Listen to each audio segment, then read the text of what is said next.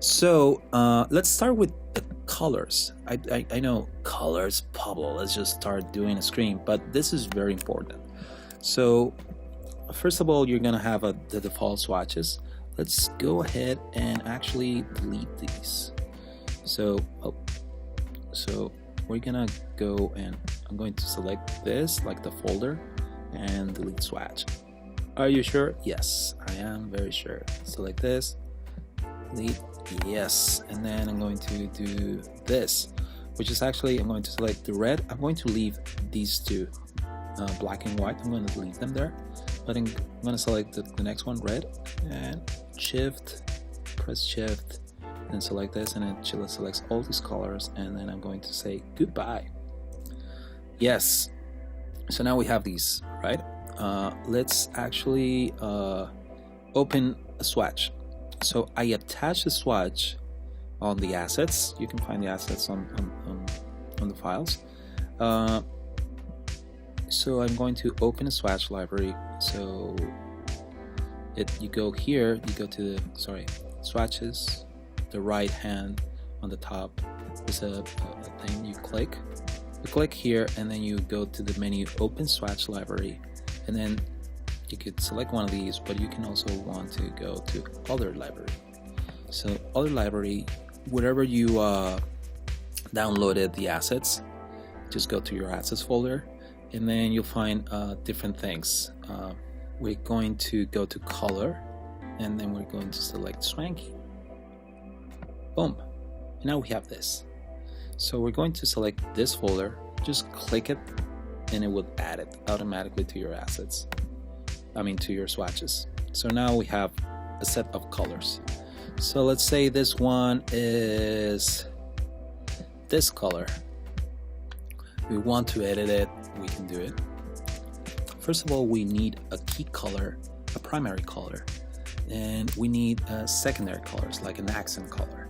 An accent that is going, a color is going to be used for probably for prices, for titles, or for buttons. This accent color is going to be, I'm going to be using this one. It's more about it's an accent color, and it's just like brings more attention to your to the things that you want people to click. So it makes, in a way, makes elements a little bit more clickable. So and you want, and I used a very dark color as the primary color, since this is going to be a fashion shopping app. I want it to be a little bit more classy, but this is your choice. So if you want to edit this color, and then you're like, Pablo, you're crazy, this dark color should be a red, you can totally do it by just double clicking on the color, and then going here, and you can select it by grayscale, HSV, CMYK. I really like HSV, which is hue, saturation, and brightness.